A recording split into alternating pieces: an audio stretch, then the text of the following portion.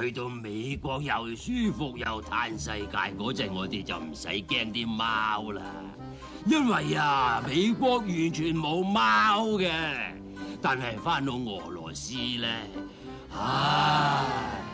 踏上艱苦征途，承受大雪風，見貓有爪痕，呈現白雪中，爸爸漸聲叫時，我暈倒於驚恐中。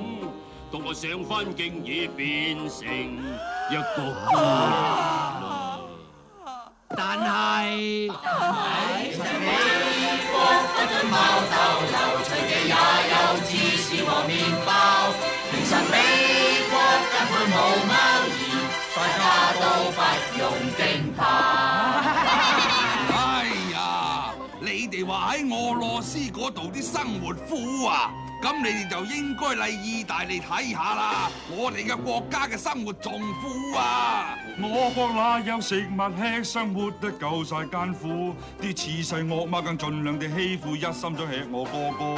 媽媽去懇請放過他，卒之連佢也犧牲，只見鮮花散滿在地上，可憐的媽咪啊！但係其實美國不准貓逗留，隨地也有芝士和麵包。其實美國根本冇貓兒，大家都不用驚怕。其實我仲慘過呢啲啊！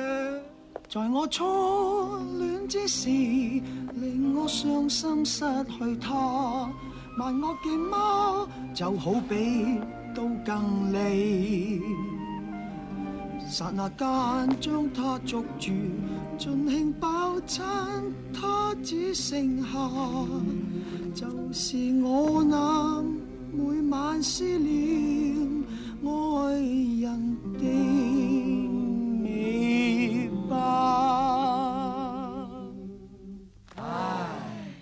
但係其實美國不准貓逗留，其實美